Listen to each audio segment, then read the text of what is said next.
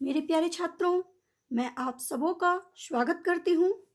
तो छात्रों, आज हम सब संस्कृत में अंकानी, संस्कृत में गिनती अर्थात संख्या बोध के बारे में पढ़ाई करेंगे। छात्रों, 1 से 4 तक की संख्या जो है 1, 2, 3 और 4 संख्या में पुल्लिंग, स्त्रीलिंग और नपुंसकलिंग तीनों में रूप बनते हैं। अर्थात संस्कृत में जो लिंग के 3 होते हैं लिंग, पुल्लिंग, स्त्रीलिंग और नपुंसकलिंग। पुल्लिंग जिससे पुरुष जाति का बोध हो, स्त्रीलिंग जिससे स्त्री जाति का बोध हो और नपुंसकलिंग जो केवल संस्कृत भाषा में ही ये एक लिंग का रूप है, उसे जो ना पुरुष हो और ना स्त्री हो, जैसे कि फल, पशु आदि, उनको नपुंसकलिंग कहा जाता है। इन तीनों रूपों में 1 से 4 तक की संख्या में बनते हैं और इसके पश्चात की जो संख्या है जैसे 5, 6, 7, 8, 9, 10 इत्यादि, वो सब तीनों रूपों में इनके वचन समान होते हैं। तो छात्रों, अब आप समझ गए होंगे पुल्लिंग क्या है, स्त्रीलिंग और नपुंसकलिंग के बारे में। पुल्लिंग बालकः, स्त्रीलिंग बालिका और नपुंसकलिंग फलम, क्योंकि फल जो है वो क्या है, ना स्त्री है ना पुरुष है, तो ये नपुंसकलिंग। तो छात्रों, अब मैं आप सबों को अंग 1 के बारे में बताऊंगी और इसके 3 रूपों का मैं एक एक करके वर्णन करूंगी। तो पुल्लिंग, पुल्लिंग में 1 को कहते हैं एकः। पुल्लिंग में 1 को क्या कहते हैं, एकः। एकः। स्त्रीलिंग में एका, स्त्रीलिंग में एका और नपुंसकलिंग में एकम। तो पुल्लिंग में एकः, स्त्रीलिंग में एका और नपुंसकलिंग में एकम।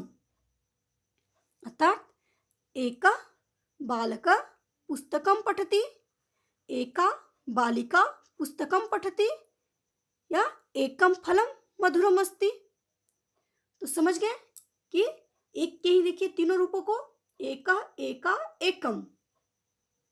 पुल्लिंग में एका, स्त्रीलिंग में एका और नपुंसकलिंग में एकम। तो आगे बढ़ते हैं और अब हम पढ़ते हैं संख्या 2 के बारे में। तो 2 को पुल्लिंग में कहते हैं द्वौ, द्वौ, स्त्रीलिंग में द्वे और नपुंसकलिंग में भी द्वे। द्वौ, द्वे, द्वे। द्वौ 2 लड़का, द्वे 2 लड़की और द्वे नपुंसकलिंग में 2 आम, 2 फल। तो पुल्लिंग द्वौ, स्त्रीलिंग द्वे और नपुंसकलिंग भी द्वे। द्वौ, द्वे, द्वे। द्वौ, द्वे, द्वे। समझ गए? अब आगे बढ़ते हैं और उन 3 के बारे में जानते हैं। सिर्फ पुल्लिंग में त्रयः, पुल्लिंग में क्या कहते हैं 3 को, त्रयः। स्त्रीलिंग में तिस्रः, स्त्रीलिंग में त्रिशः और नपुंसकलिंग में त्रीणि। नपुंसकलिंग में क्या कहते हैं, त्रीणि। पुल्लिंग में त्रयः, त्रयः, स्त्रीलिंग में त्रिशः और नपुंसकलिंग में त्रीणि। तो समझ गए छात्रों, त्रयः 3 लड़का, त्रिशः 3 लड़की और त्रीणि 3 आम। तो समझ गए, त्रयः, त्रिशः, त्रीणि, त्रयः, त्रिशः, त्रीणि। समझ गए? अब अंक 4 के बारे में जानते हैं। पुल्लिंग में 4 को कहते हैं चत्वारः, चत्वारः। स्त्रीलिंग में चतुर्सः, स्त्रीलिंग में चर्तसः, चर्तसः। नपुंसकलिंग में चत्वारि। पुल्लिंग में चत्वारः, स्त्रीलिंग में चतुर्सः और नपुंसकलिंग में चत्वारि। चत्वारा चत्रशः चत्वारि, चत्वारः चत्रशः चत्वारि। तो समझ गए छात्रों। अब एक बार मैं पुनः बता दूं, जैसे एक को एका एका एकम, एक क्या बोले, एका एका एकम। दो को द्वौ द्वे द्वे, तीन को त्रयः त्रिशः त्रीणि, चार को चत्वारः चत्रशः चत्वारि। समझ गए।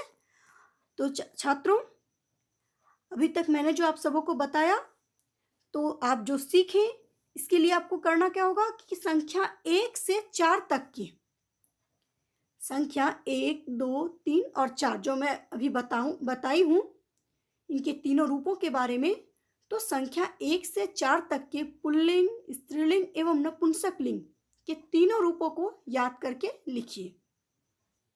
तो छात्रों, आज के लिए इतना ही। धन्यवाद।